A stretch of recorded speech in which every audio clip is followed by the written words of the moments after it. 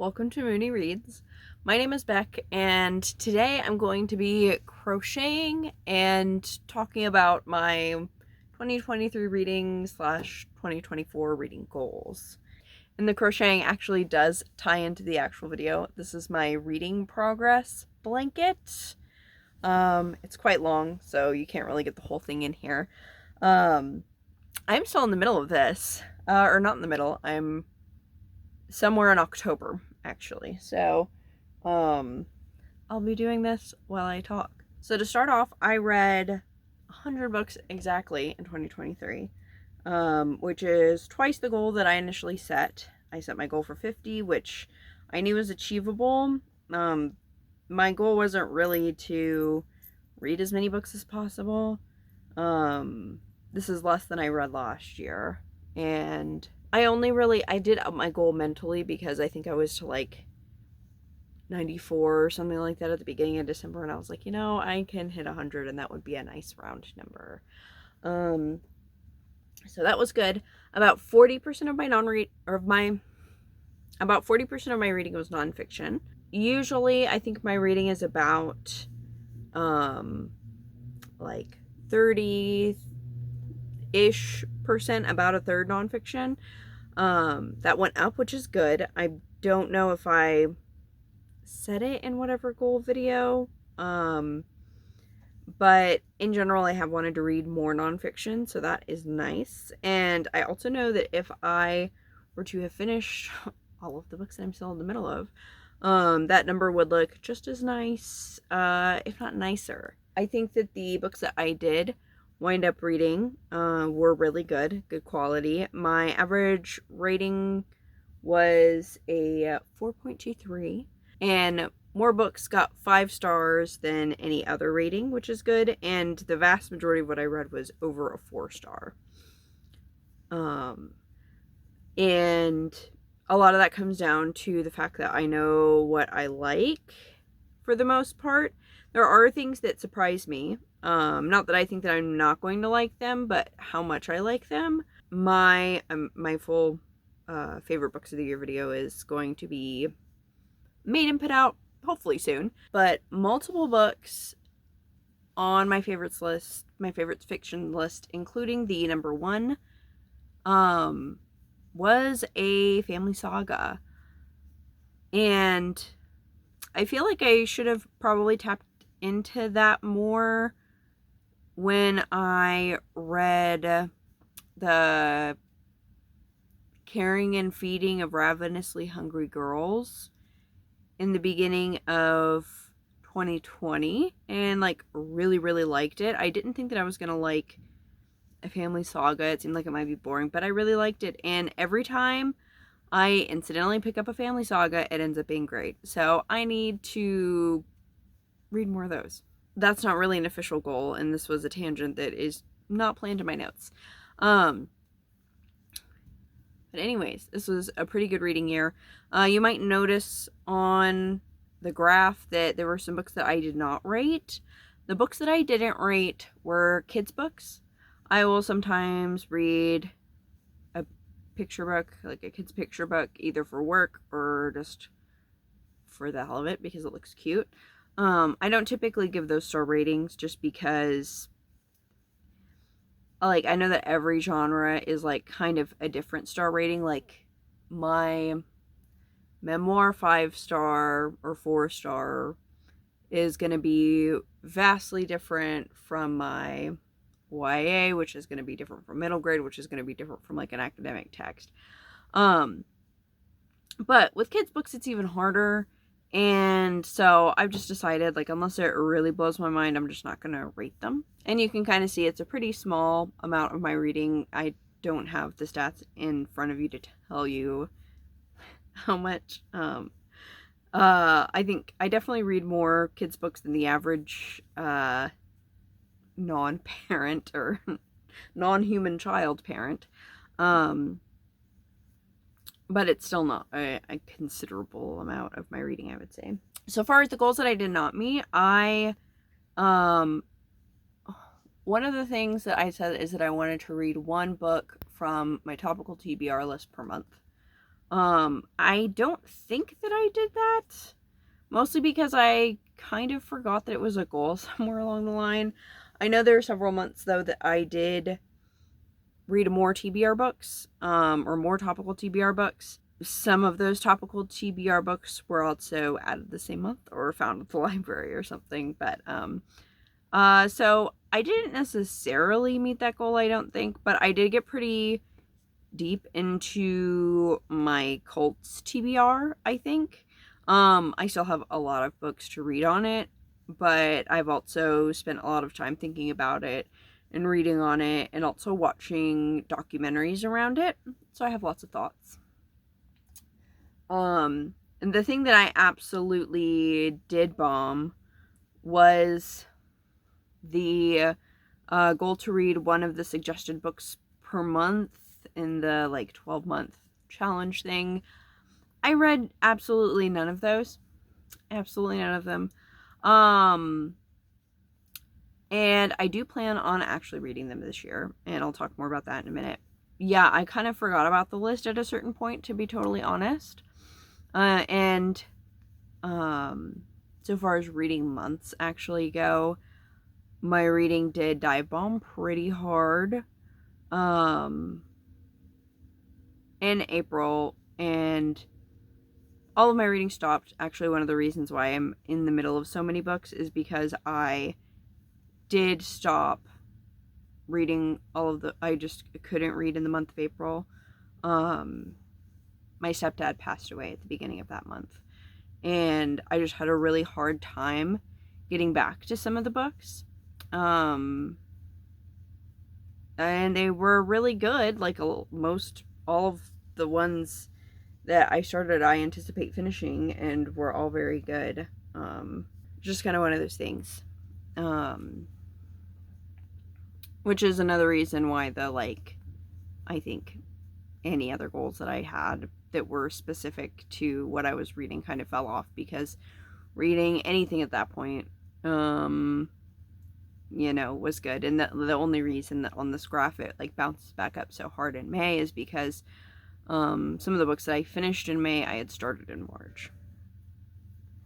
Particularly the ones with the highest reading count, and I'm really bad about saying on Storygraph and whatnot that I'm currently reading a book, mostly because that's like where currently read's kind of gonna die. I feel like I'm really bad at I'll put the book on my currently reading and then promptly lose interest. I don't really hard DNF a lot of books. I end up accidentally DNFing more often than not, and it's usually got nothing to do with the book and everything to do with whatever my brain is deciding to do at the time. I'm trying to think if I hard DNF'd anything. I know I definitely hard DNF'd The Nanny because it just wasn't the vibe. I just am not equipped to read most straight romances, I'm afraid. The smallest thing will just make me absolutely want to disengage, and some of the dialogue, but really just a lot of the ways that the characters ended up like talking about each other and some of like the jokes, it's not for me. Not to say that it's bad. I'm sure it might be great. I didn't really get that far at all, but I did DNF it. I think that's the only thing I really hard DNF'd. So I think that's basically it in terms of my reading in 2023. 2024, I am setting the same goal of 50 books just because quantity is not really my main goal. I think I can hit 50 books very easily, especially considering, like I mentioned, that I read some kids' books. I also read graphic novels, and to be honest, unless they're the thicker ones, those do take me some time, or if they're some graphic nonfiction, like that can take me longer. The average manga, graphic novel, whatever, takes me maybe an hour or two to read. But anyways, I'm not really concerned with numbers. I do have some specific books that I want to read. I mentioned that 12 recommendations challenge from last year. I am going to read those books this year. I'll just put the books on the screen with the exception of one of them because one of them is a St. Martin's Press book. And if you're on BookTube at all, you probably already know about the kind of social media boycott because one of the people associated with their marketing team was violently racist and Islamophobic. I'll put links to videos if you're somehow completely unaware. They still haven't actually addressed the concerns that were put out. There was kind of a half-ass apology, but the book that is St. Martin's Press, I'm probably going to save to the end of the year or until they issue all of the demands that have been made of them. And to be quite honest, I'm not really interested in reading St. Martin's Press books until this is all resolved. And I'll be really honest with you, I don't, I probably have some on my shelves or something, somewhere. I haven't gone through all my books like that, but when I've been putting stuff together recently, I'm realizing how few are actually, on my stuff, and I've been kind of paying attention when I buy books. This is not a, out-and-out boycott, that includes buying books, that's being set up. However, I'm a lot less inclined to buy them if I'm going to be buying something. I would like it to be something that I can talk about just because it's fun for me. And I've only seen a handful of books recently just in my kind of going around that I might have actually bought and probably talked about. So hopefully it resolves soon because some of them are very pretty books. But anyways, I plan on actually reading this list this year. Hopefully doing at least one per month. I have also looked at this year's Buzzwordathon, and I think there are several that I can do, and there are actually several months that overlap with a variety of books, and I've kind of made that list. I won't kind of go into that right now, but I do think that it is more doable this year. I looked at the Buzzwordathon last year, but I think maybe 1 month I ended up getting in a book, but that just wasn't really kind of my focus when picking my readings, to be honest with you. So the next thing that I would like to do, and the biggest project that has to do with specific books that I want to read, I'm going to be doing kind of DIY classes. A couple of them are based on MIT's open source classes. I started to talk about these DIY classes and started going on and on and on, so I'm just gonna do a whole other video for that. So if you're super interested in that, want to know the specific books that I'm reading and stuff about these sorts of DIY classes, that should be up soon, hopefully. The classes that I'm going to be doing are Intro to Black Studies,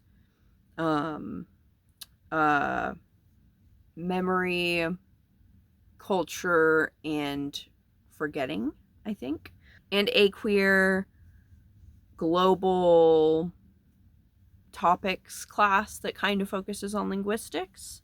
That one I put together. It is not I didn't use stuff from MIT's open source classes for that one like I did the other two. So those are going to be the biggest things, but I also want to do a lot of revisiting in different ways. I want to do more rereads, first of all. I really enjoy rereading and don't get to do it nearly enough. I also want to finish books that I didn't get to finish last year. There were the books that I stopped reading in April, but there were also just other books that I stopped reading just because it happens sometimes. I've already started on this because the first book that I read or finished in 2024 was a book that I started in 2023, probably in like September or something. So I'm already on my way. But I also want to do rereads, and I want to revisit projects that I didn't get to finish. reading projects. I am sure, well, I have kind of a lot of vlogs that I filmed and then didn't piece together, or I started and then didn't finish. I want to stop doing that. I want to actually post the things that I have, you know, even if I feel like maybe it didn't go the direction I wanted it to, or it's too dull or too whatever. I want to just do it. Who cares, you know? One of the projects that I was doing, I think in 2021, yeah, I think in 2021, I specifically would like to recreate, and I would like recommendations actually for doing so. I started a vlog where I was reading through my astrology chart. And so I had a book for each of my big six, and it was going really well. I'd actually read Detransition Baby, which was for my Venus and Aries, because I feel like one of the characters in that really does fit. Obviously I wasn't sure going in, but I was like, you know, this seems messy enough. And sure enough, I was right. But the files like disappeared or corrupted or something. I could not find the footage, and I was so pissed. I was so pissed because I liked that book so much. And so I just stopped. I think I read other books for that too. I think my Langston Hughes one might have been. I read his selected stuff. I think he's an Aquarius. I'm an Aquarius moon. I'll just put my whole chart up here, and if you have suggestions for any of this, and if you can't see the chart, I'm a Pisces sun, Aquarius moon, Cancer rising. Mercury is also Pisces, so I'll need 2 Pisces books. My Mars is in Cancer, so I'll need 2 Cancer books. No, I'm not okay. Thanks for asking. My Venus is in Aries, and I hope that's all of the things. So that's one project that I would like to do, but I'm sure there are others. That's just the main one that I thought of. Excuse me, ma'am, I need my notes. You can't sit on them. I think that might actually be it. So far as goals go, I mean, there's a lot else that I could look into or like talk about, because I do want to read more of my topical TBRs more consistently. Another thing with that too, I would also like to read more of the nonfiction that's kind of outside of my wheelhouse that's fun for me. For instance, I have several books about like dinosaurs and prehistory, or other like animals. Like there's one on octopus that I really like to read. I want to get into those things because I end up watching the PBS Eons and watching the documentaries, but I do want to read the books too, and also let myself like flip through some of them. There are some of those, like I have some queer photography books that are like this too, that aren't really things that you read from cover to cover. And I feel like I utilized books like this when I was little, before the internet was like available at my fingertips. We had a computer, but I mean, A, my mom was on it because she worked through it, and B, it was slow as hell and stuff wasn't nearly as readily accessible. So I actually have the Guinness Book of World Record books from like, I don't know, 2002 and 2003 or something, because I bought them probably at the Scholastic Book Fair. And would just read them, that and the Ripley's Believe It or Not book, and just kind of look at them. It wasn't a cover to cover thing, it was just kind of vibes. I'd like to be able to do that, just kind of vibes. Actually checked out like a dinosaur like compendium, or not dictionary or thesaurus, but a giant dinosaur book, just so I could look at them. And I just haven't really sat and done that because it feels like I have to be doing something. So I have projects and plans for doing a lot of some things, but I also want to have time to vibe at the same time a little bit more. So those are my thoughts on 2023, 2024. If you've read any of the books on my 12 list, let me know. If you have cool plans that you want to talk about, let me know about those too. And thank you all so much for watching. Bye.